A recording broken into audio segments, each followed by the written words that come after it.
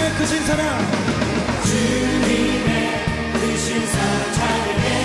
나의 힘과 능력이 되신 주, 나의 모든 사랑 변화되었네. 크신 주의 사랑 찬양해. 한 분만으로 나는 만족해.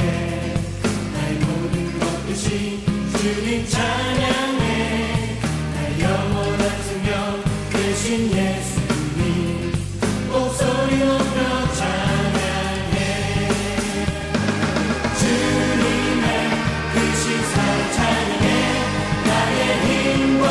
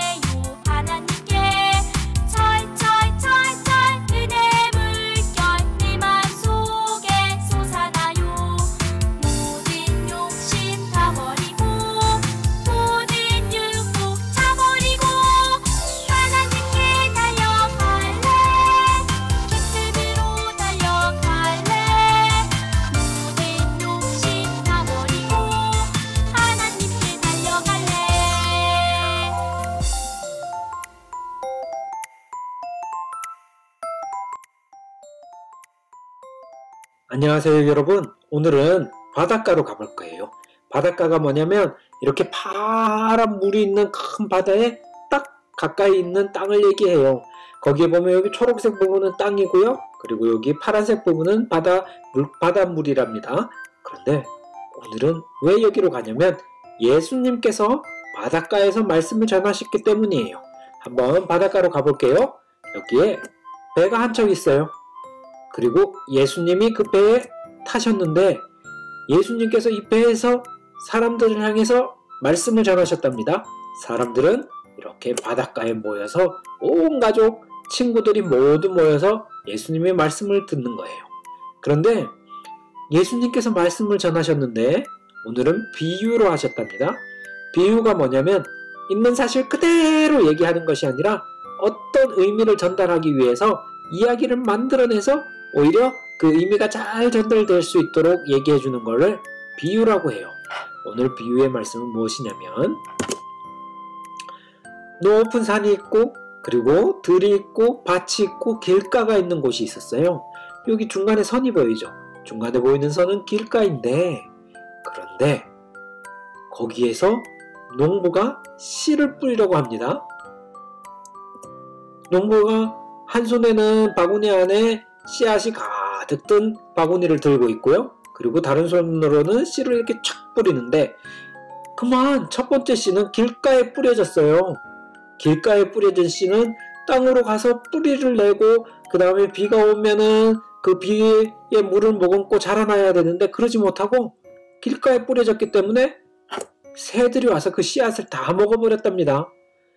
아유, 그래서 그 씨는 자라지도 못하고 그냥 모두 다 새들에게 먹혀버리고 아무 열매도 맺지 못하고 꽃도 맺지 못하게 됐어요. 그런 농부가 다시 한번 씨를 뿌리려고 해요. 이번에 다시 씨를 뿌리는데 이번에는 어디에다 뿌렸냐면요. 짠! 이렇게 바위가 많은 데다 뿌렸답니다. 바위가 많은 데 뿌렸더니 거기에 바위 사이사이에는 물이 있어서 이렇게 씨앗이 쭉 자라려고 했지만 하지만 태양이 저렇게 뜨고 그리고 태양이 이게 쨍쨍 빛을 내리비치니까 씨앗이 그만 자라지 못하고 다 말라버린 거예요. 그리고 씨앗이 열매도 맺지 못하고 꽃도 피지 못하고 그만 다 없어져 버린 거예요. 그리고 농부가 다시 한번 그래서 여기도 아니다 라고 씨앗을 또 뿌리기로 했답니다. 어딘지 볼까요? 이번에는 씨앗을 뿌렸는데 엉겅 키가 이렇게 그 많은 곳에다 뿌려버린 거예요. 가시덤불이죠. 이렇게 쭉쭉쭉쭉 여기 보시면은 슉슉 다 엉겅퀴들이 빛이 들어오는 것도 막아버리고 가시들이 있어서 자랄 수 없게 돼버린답니다. 그래서 아무데도 자라지 못했는데 이번에는 농부가 제대로 씨를 뿌렸어요. 어디다 뿌렸냐면 아주 좋은 밭에 뿌렸답니다. 좋은 밭에 뿌리고 물도 주고 적당히 빛도 주고 그리고 매일매일 관리를 해주니까 이 씨앗에서 꽃들이 이렇게 피게 된 거예요. 꽃이 씨앗 하나당 50배, 60배, 100배 어마어마하게 많이 핀 거예요. 씨앗이 정말 바른 장소에 정말 좋은 땅에서 정말 좋은 빛과 물을 마시면은 이렇게 좋게 열매를 맺고 그 다음에 꽃을 피게 된답니다. 예수님께서 왜 이 말씀을 하셨을까요? 예수님께서는 이 말씀을 보여주시면서 이렇게 얘기하셨어요. 천국 말씀을 듣고 깨닫지 못할 때는 악한 자가 와서 그 마음에 뿌려진 것을 빼앗나니 이는 곧 길가에 뿌려진 자요. 무슨 말씀이냐면요. 예수님이 오셔서 예수님이 천국에 대해서 얘기하시고 회개하라 이제 천국이 왔다.